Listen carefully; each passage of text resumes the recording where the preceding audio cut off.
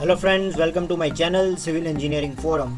तो आज मैं आपके सामने ये वीडियो लेकर इसलिए आया हूँ क्योंकि कई बार हम ये तय नहीं कर पाते कि हमें रहने के लिए एक घर खरीदना चाहिए या फिर अपार्टमेंट। तो इसमें हम दोनों में रहने के कुछ फ़ायदे और नुकसान को देखने जा रहे हैं, जिसे बोलते हैं प्रोज और कॉन्स। तो सबसे पहले हम एक अपार्टमेंट में रहने के प्रोज यानी कि फ़ायदे देखेंगे। तो हमारा सबसे पहला पॉइंट है इट इज़ चीपर। मतलब एक स्वतंत्र घर की कीमत को देखते हुए ये हमेशा सस्ता होता है और हम इसके ऊपर लोन ले सकते हैं। फिर हमारा दूसरा पॉइंट है बेटर लोकेशन। मतलब यदि आप एक अपार्टमेंट में रहना पसंद करते हैं तो आपको उन लोगों की तुलना में बेहतर लोकेशन मिल सकता है जो घर को पसंद करते हैं। फिर आता है फ्रेंडली नेबरहुड, मतलब एक अच्छा पड़ोस। ये एक अपार्टमेंट में रहने के प्रति आपके प्यार को बढ़ावा देता है। फिर हम बात करते हैं बेटर सिक्योरिटी की। एक अपार्टमेंट में हमेशा घर की तुलना में ज़्यादा सिक्योरिटी रहती है।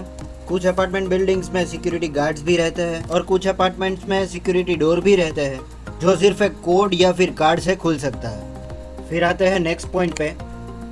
तो अपार्टमेंट्स में कुछ तरह की एमिनिटीज़ जैसे कि clubhouse, swimming pool, gymnasium, shopping complexes, ATM वगैरह उपलब्ध रहती है। यही वजह है कि आजकल लोग अपार्टमेंट पसंद कर रहे हैं। And coming towards the last point, apartment हमें एक स्वतंत्र घर की तुलना में बेहतर वेंटिलेशन और धूप प्रदान करता है। तो इसके बाद हम बात करेंगे एक अपार्टमेंट में रहने के कुछ नुकसान यानी कि डिसएडवांटेज, जिसे हम बोलते हैं कॉन्स। तो उसमें हमारा फर्स्ट पॉइंट है डेप्रिसिएशन। मतलब निवास के कुछ वर्षों बाद पुराने कंस्ट्रक्शन की वजह से हमारे अपार्टमेंट की कीमत स्टेबल हो जाएगी और हमारे संपत्ति का मूल्य स्थिर हो जाएगा। फिर हमारा नेक्स्ट प्रॉब्लम है स्पेस इश्यू।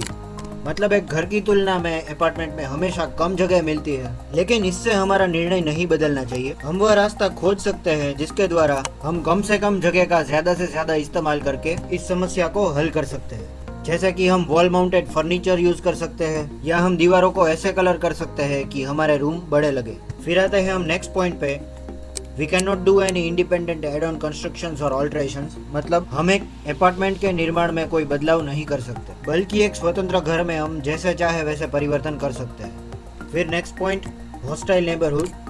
मतलब अगर हमारे बगल में कोई खराब पड़ोस आ जाता है तो फिर हमेशा हमें उनसे निपटना पड़ता है, जैसा हम कभी नहीं चाहेंगे। Then next point is maintenance issue. मतलब यहाँ पे हम कोई भी एमिनिटीज़ जैसे कि clubhouse, swimming pool, gymnasium, shopping complex, ATM जो हमने अभी बात की थी उसका इस्तेमाल हम करें या ना करें, वैसे ही पानी का इस्तेमाल हम करें या ना करें, हमें मेंटेनेंस के पैसे हमेशा देने पड़ते हैं। और एक अपार्टमेंट में पानी को सबसे बड़ी समस्या माना जाता है। फिर आता है one has no control over the quality of construction and material use by the builder. मतलब एक अपार्टमेंट खरीदने से पहले हमें उस अपार्टमेंट बनाने वाले बिल्डर ने किस तरह की कौन सी क्वालिटी की चीज़ें इस्तेमाल की है इसे बनाने में, वो हमें मालूम नहीं रहता और इसके ऊपर हमारा कोई नियंत्रण नहीं रहता। देन और last point is pet lovers में फेस डिफिकल्टी।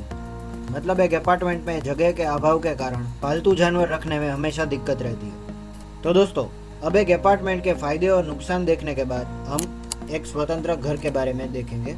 तो अब आप लोग ये बहुत आसानी से समझ सकोगे। तो सबसे पहले हम एक अपार्टमेंट की तुलना में स्वतंत्र घर में रहने के कुछ फायदे देखेंगे, जहाँ पे हमारा फर्स्ट पॉइंट है can make independent add on constructions और ऑल्ट्रेशंस। तो यहाँ पे हम जैसे चाहे वैसे हमारे घर का निर्माण कर सकते हैं और कभी भी उसमें परिवर्तन ला सकते हैं। फिर आता है have control over the construction of quality. इसका मतलब है कि हम घर का निर्माण करने के लिए अच्छी गुणवत्ता की सामग्री का उपयोग कर सकते हैं। देन पेट लवर्स में फाइंड इट कन्वीनियंट। मतलब पालतू जानवर रखने के लिए यहाँ पे हमें पार्किंग में सुविधा मिल सकती है। फिर आता है प्राइस हाइक। मतलब दिन प्रतिदिन हमारी प्रॉपर्टी की वैल्यू बढ़ती है और उसी के साथ हमारे घर का मूल्य भी बढ़ता है। फिर आखिरी पॉइंट है इट इज़ स्पेशियस। यानी कि एक अपार्टमेंट की तुलना में हमें यहाँ पे ज़्यादा जगह मिल जाती है और इससे हमारी समस्या का समाधान हो सकता है। फिर हम बात करेंगे एक स्वतंत्र घर में रहने के कुछ नुकसान के बारे में। तो हमारा फर्स्ट पॉइंट है इट इज़ कॉस्टली। मतलब हम ये जानते हैं कि एक अपार्टमेंट की तुलना में एक घर की कीमत बहुत ज़्यादा रहती है। फिर आता है लोकेशन इश्यू। मतलब कम से कम पैसों में अच्छे से अच्छा लोकेशन सिर्फ हमें अपार्टमेंट में ही मिल सकता है और घर अगर हम उस लोकेशन पे बनाना चाहें तो उसके लिए हमें बहुत ज़्यादा कीमत चुकानी पड़ती है। फिर आता है वेंटिलेशन एंड सनलाइट इश्यू। मतलब एक स्वतंत्र घर में वेंटिलेशन और धूप होने की संभावना बहुत कम रहती है। Then it is less secure. मतलब जो सिक्योरिटी की हमने अपार्टमेंट में बात की उस हद की सिक्योरिटी हम घर में नहीं रख सकते। फिर हमारा आखिरी पॉइंट है may not have enough amenities.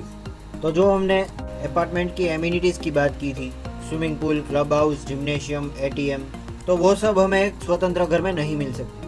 तो ये घर और अपार्टमेंट के फ़ायदे और नुकसान देखते हुए आप अपनी पसंद तय कर सकते हैं। और अगर आपको मेरा ये वीडियो अच्छा लगा तो सब्सक्राइब बटन पर क्लिक कर दीजिए और आपका सपोर्ट प्रोवाइड कीजिए। Thank you for watching.